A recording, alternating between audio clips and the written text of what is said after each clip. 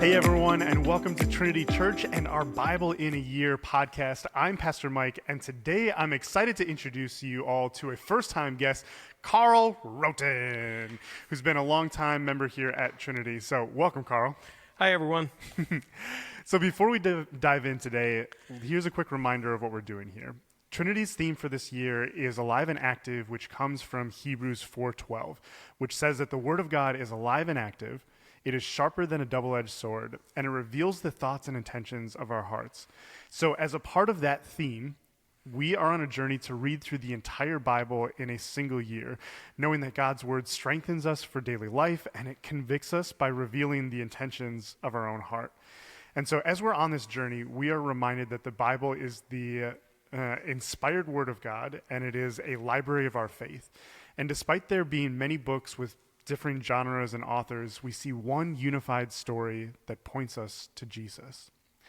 Today we are starting on the first 8 chapters of Matthew. So for those of you that have been following us all year, congratulations. We've made it to the New Testament finally, and we don't have to just talk about winks and allusions to Jesus, but we actually get to dive into the story of Jesus himself. But before we get there and start digging into the book of Matthew, I would love for us to get to know Carl a little bit better. And so, Carl, glad you're here. Do you want to let us know who is in your family, especially since you have multiple generations here at Trinity, and the story of how you guys all came to call Trinity home? So my wife of 34 years is Deanna, and we have 4 daughters, Carlene, Brianna, Erin, and Courtney. And we have 10 grandchildren. So we moved in 1973, my family, from Colorado to here, to Richfield, Nebraska. So I went from a population of Aurora, Colorado, Denver, to a population of 35. And which was a culture shock. Yeah. But Richfield is between here and Springfield. So it was either go to Springfield to the Lutheran Church or come and look for one at Papillion, and my folks found Trinity and just called it home ever since then. And no matter where I lived in this side of the state, we always came here and been here ever since, and glad they found it. Yeah, absolutely. And I'm wondering, what are some of your favorite hobbies? Well, since I retired a couple years ago, we've started enjoying traveling. Yeah. We've been to Hawaii a couple times, and Grand Canyon and Branson area. We love the Branson area. Developed a lot of friendships down there. And Deanna somehow got me hooked on books. I was never a reader, and she got me started in a series of books by Clive Kessler. And so every time I get done with one, okay, what's the next one? And I started enjoying that, and I've learned that I love the peace and quiet and all that. And then one that I just started last year, after Thanksgiving, I donned my Santa suit. And I play Santa. Last year I did it. I do it for the Town and Rescue. What? I do it for my daughter's dentist office, and I actually did it for Cafe and Play here last year. That's amazing. I hope that Brittany's going to invite you back for that, because that would be awesome. Yeah, it's a lot of fun. That's super cool. Well, so speaking of reading, you told me that I have to be careful with my book recommendations because they eventually find their way into your Amazon cart. As somebody who seems to be reading a lot, not only Bible in a year, but other books for fun, maybe you can make a recommendation that will make it into somebody else's Amazon cart. Yeah. What have you been reading these days? So the one that had a lot of impact this past year, it's called From Victim to Victory, A Story of Hope. It's by an author named Brian Arnold. He's a performer down in Branson, and he's had a lot of bad stuff that has happened to him. He slid under a lawnmower and had his leg cut off, and exactly 20 years later to the day, he slid on black ice and got T-boned by a semi and broke his neck and paralyzed his left arm. And he goes out and plays with a band called Spoken For, and he's a one-arm piano player and preaches the gospel, and he's just had so much stuff, but he's still got that deep-rooted faith, wow, which is just amazing. And then because of your suggestions or your showing off of books, I started reading the Dead Sea Scroll Bible. Yeah.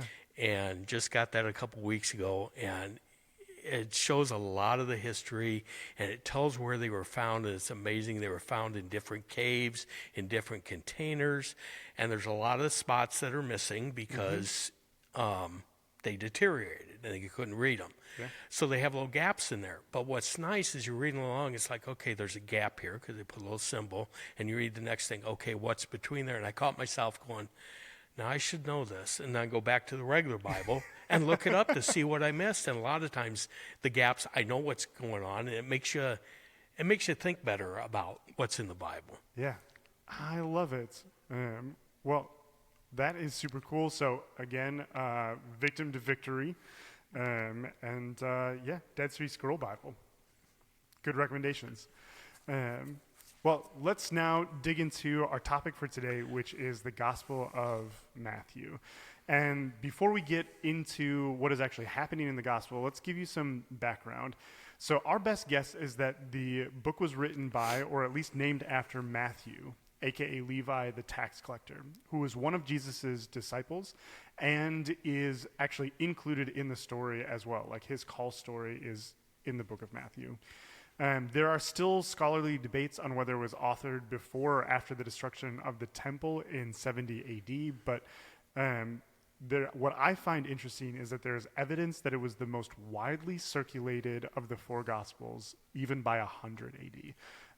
So many of the early church fathers make reference to Matthew being one of their primary sources for how they know Jesus. There are a bunch of clues that Matthew wrote for an audience that was very familiar with the Jewish faith, because there are lots of Old Testament references, and maybe we'll highlight some of those today. And many of them assume that the reader is familiar with Jewish customs and theology. And there's an emphasis on what it means for Jewish people to still be God's chosen people. So with that kind of as our background, without any further ado, Carl, do you want to help remind us about what we read in the first chapter? I would love to. Matthew 1 starts out, like all good books do, with a genealogy. Hey, well, at least if you are keeping up with us in the podcast, many of these names should be familiar because they are the heroes of the faith in the Old Testament. But I know it's really tempting to skim over this part and get to the good stuff. But why is the genealogy important? Like you said, Matthew is probably written to an audience very familiar with the Jewish faith. And so knowing where Jesus is coming from would have lent him to correct the Masonic credentials of those familiar with the Jewish philosophies. Especially that the genealogy connects Jesus to some of the biggest heroes of faith: King David, King Solomon, Boaz and Ruth, Rahab, Jacob, Isaac, and Abraham. And there are poetic symmetries that there is 14 generations from Abraham to David, 14 generations from David to the exile of Babylonian, and there are 14 generations from the exile to Jesus. The big thing to catch in that prophecies of the Messiah was that he would come from the line of David and born in the town of Bethlehem. So Matthew tying him to those expectations. Yeah. So this genealogy is really meant to be the groundwork that connects Jesus to those messianic prophecies in the Old Testament, particularly that the Messiah would come from the line of David, would be born in Bethlehem, and would be king forever. You mentioned Rahab and Ruth, and I think that it is interesting that in the genealogy there is a lot of men. It's mostly the dads, but there are 4 women mentioned, which is really fascinating, because while they represent memorable touch points in the family history of the Messiah, they are also some of the stories that might be considered the most embarrassing to include, because it mentions Bathsheba as the mother of Solomon, which reminds us of David's greatest sin, which is that carried on this adulterous affair with Bathsheba and then had her husband Uriah killed because of it. Then you have Ruth, the Moabite, which reminds us that the Messiah isn't from a pure Jewish line, but there are also like outsiders that are a part of this family tree. Rahab, who was mentioned, was famously a prostitute in Jericho. Who wants to say great-great-grandma was a prostitute, right? Who mentions that in their like family history? And there's a reference to Tamar, who had to essentially pretend to be a prostitute, again, weird stuff, to try to trick her husband's family into doing their duty to help provide an heir for her. So, I don't know, like these feel like sketchy stories to include in the genealogy of God's sons, right? Oh, no doubt. I mean, it's just, you read some of this stuff and it's like, really?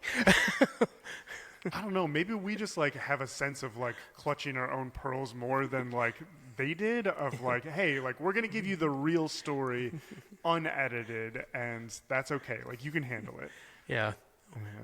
It's easy to look back and say this, but you don't know what the situation was too, Yeah, and I think one of the things that it reminds me is that even in Jesus's family, it wasn't that God was using only perfect people. Right. He was using broken people to bring about a perfect future through Jesus, which gives me a lot of comfort and hope that my life doesn't have to be perfect to be, following Jesus. And so, all right. Well, what happens after that? So then we get to the Christmas story, and you got, Joseph and Mary, where Mary is pregnant by the Spirit of God, and then Joseph finds out, and he's planning on divorcing her quietly, and then an angel came to him in a dream and told him, no, you don't want to do that. This is meant to be, he was told that you're going to have a son and you need to name him Emmanuel, which is Jesus. And then, so then they go to Bethlehem and the birth of Jesus and stuff. And then during that time, a set of magi, who are the wise men, were searching for Jesus. And Herod found out and called them in and talked to him and said, well, I want to serve this Jesus too. So you come back and tell me where he is. But of course he doesn't actually want to serve, No. Worship this new king. He's like, where's my competition so I can get rid of you? Exactly. And so while the Magi were there, they got a vision that, you don't need to go back to Herod. You can go out a different way because he's planning bad stuff. Yeah. So they left on their way. And in the meantime, Joseph got a vision, got a dream that he needs to get out of Bethlehem, and it's kind of a wink back to the Moses story, that he takes Jesus and Mary and escapes to Egypt, because Herod wants to destroy the children, and we're reminded that Jesus is known as the new Moses, because at Moses' time, Pharaoh was going to destroy the Hebrew children. Exactly, yeah. So he was put in a basket in the Nile to save him. Yeah. And one thing I noticed in all this, missing parts of the Christmas story, is such like Mary and Joseph trying to find an inn a room at the inn, and the shepherds and the angels. Where that part in the story? Yeah, that's a great question. So those stories are exclusive to the Gospel of Luke, while the story of the star, the Magi, or the wise men from the east, Herod, and even the escape to Egypt are all exclusive to Matthew. And it's not that both didn't happen, but rather it ends up being a matter of emphasis, that Matthew wants to highlight the royalty of Jesus. So there is this sense of Jesus is a new king, and even these foreign powerful men, they recognize that Jesus is meant to be the new king, and they recognize his royal identity.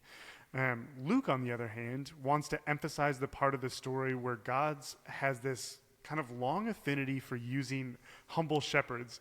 We've seen a lot of shepherds be used in God's story, and so it is poetic that God's sends his angels first to a bunch of shepherds, and they're the first ones to understand God's message for the world.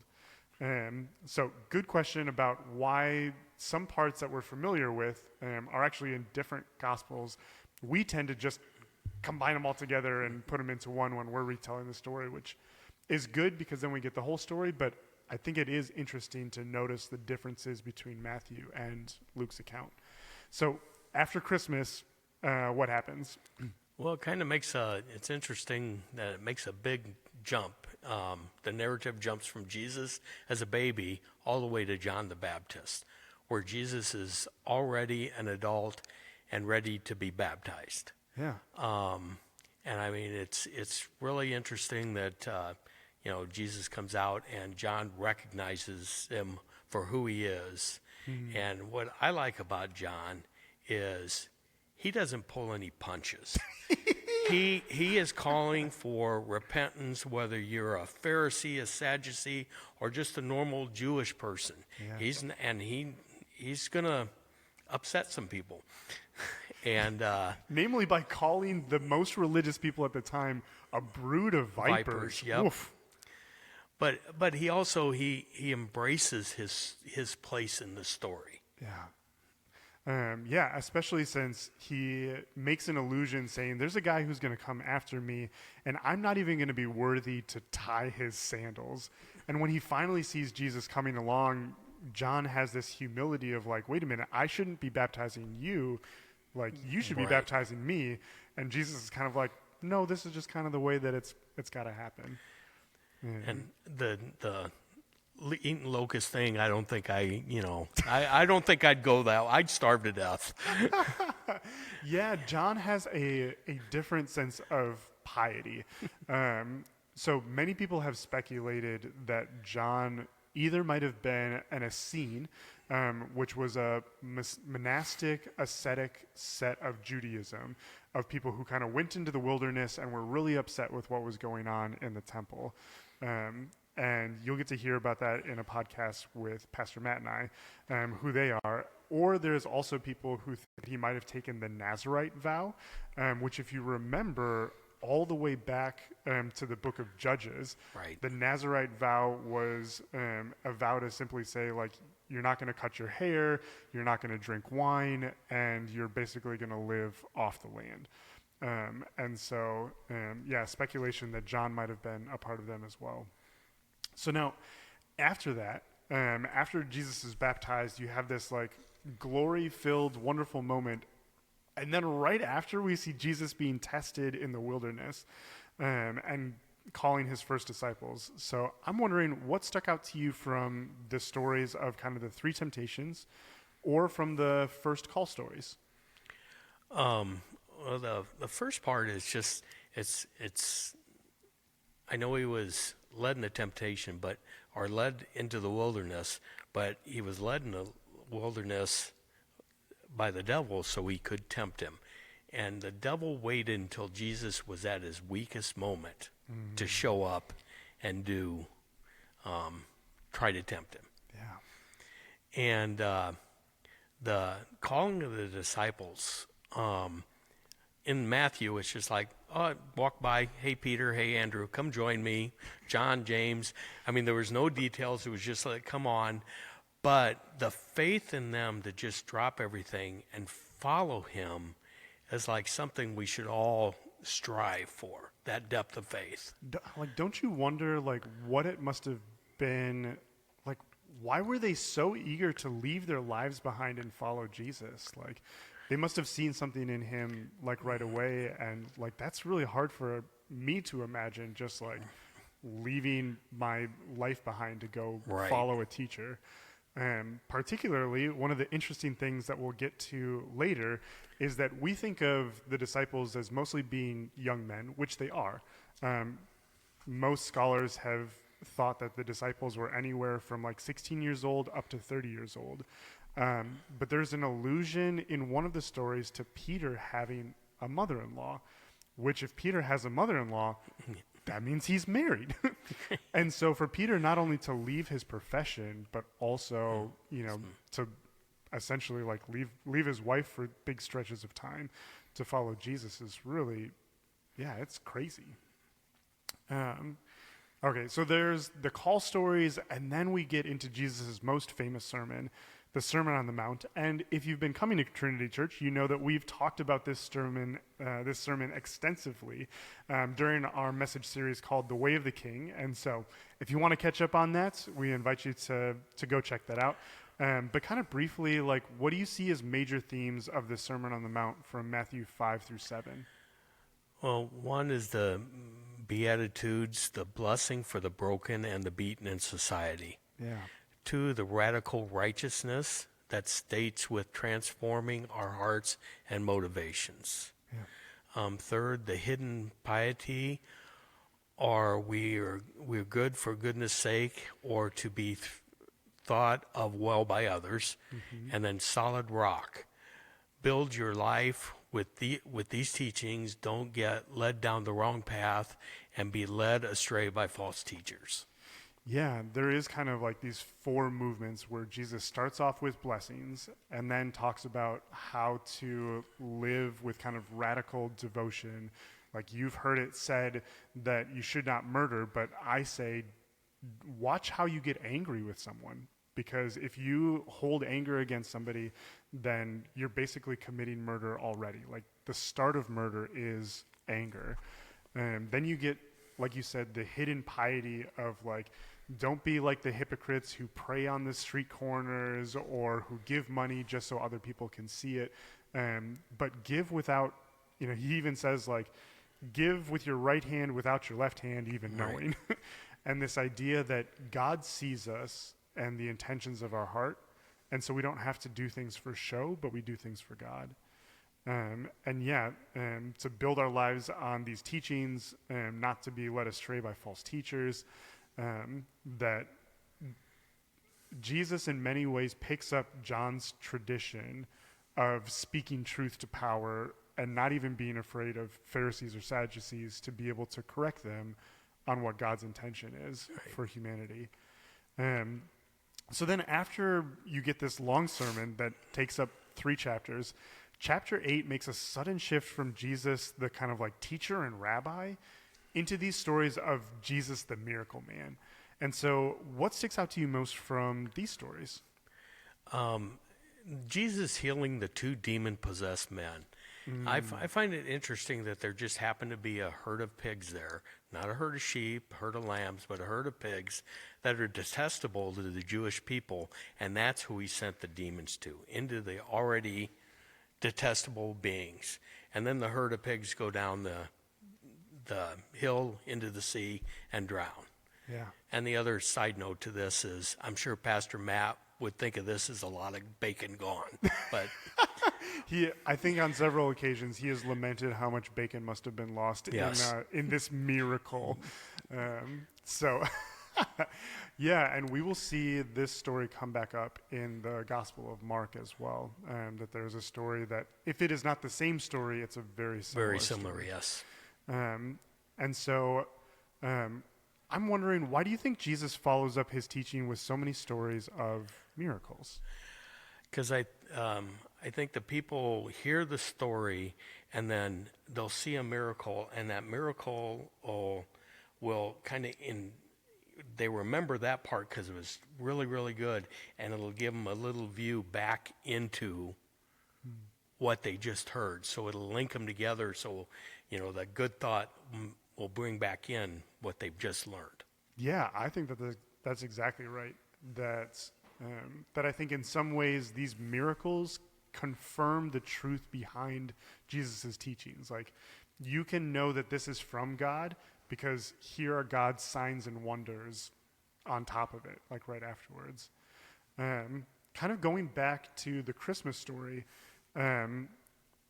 when you were reading it this time, was there anything that you wondered or noticed that about Jesus' birth or early ministry that has kind of reshaped how you see Jesus? Well, just the fact, mostly the realization that he was actually born like us. Yeah. He was like us. And, God created us in his image. So it's just kind of that if he could go from being born like us, to have the faith like he has, we could do it too. Yeah, that's incredible. I like it. So what are maybe some practical ways you've incorporated the teachings in the Sermon on the Mount into your own life? Well, during my working career, I worked for a bank in Omaha in the mainframe side, and been there for a long time, and had some associations with people outside with conferences and stuff. And at one point, the rumors started that we were going to outsource my job, which is scary enough, but I'm willing to, team player. And these two friends of mine that I knew invited me out to dinner and said, we know this is going on. We want you to come work for us. They worked at another bank in a computer room. And at the time, unfortunately, the money wasn't right, and the vacation wasn't, the benefits weren't right, and the time wasn't right. So they said, well, if it ever gets to that point, just let us know. So about 6-7 years later, I'm sitting there and my job started to dwindle, and they were doing this, still trying to figure out the outsourcing thing. And I was praying a lot to try to figure out what to do. Finally, at one point, it got really bad, and I typed a text message out to the one guy. And I sat there and I looked at the text message, because you never want to send it right away. And I think at that moment, God was on my shoulder. He hit me in the back of the head and said, send it. So I sent that message, and it just happened that when I sent that message, the one boss came in, they knew they were looking for somebody, and walked in and gave him my resume and say, you need to call Carl. And then he gets my text message. And so within 5 minutes, he texted me back. That's awesome. So 30 days later, I'm working for a different company. And at that point, and it was a great job, less stress. The other job was causing me health issues. And I met a lot of great people who I'm still associated with. Even after retirement, we still get together all the time. But what I've learned from this is that when you go to do something, you can't look at what you're going to lose. You need to look at what you're going to gain, which is sometimes hard to do. And it reminds me of the rich man that came to Jesus and asked, how I get eternal life. Well, sell everything you have, give to the poor, and pick up your cross and follow me. Well, the guy goes, I can't do that. I got all this to lose. But he wasn't looking at what he would gain. So sometimes you have to step back, and it's not what you lose, it's what you gain that makes the decision. It ended up being the best decision I've made in my life, besides marrying Deanna. She was a pretty good one. Yeah, that's amazing how God works sometimes, that, sometimes we are resistant and we just need that little nudge to say, like, I have something better in store for you, and to take that leap of faith. So, well, thank you for sharing that story. And on that note, I think that's a good place for us to call it for today. So, Carl, thank you so much for joining us. Thanks for having me on. It's a great time. Good. So if you guys have any questions, make sure to throw them in the comments on Facebook or YouTube, or send me an email. Keep on top of your readings as we cover more of Matthew next week. But until then, may God bless you abundantly, and we'll see you again soon. Bye now. See ya.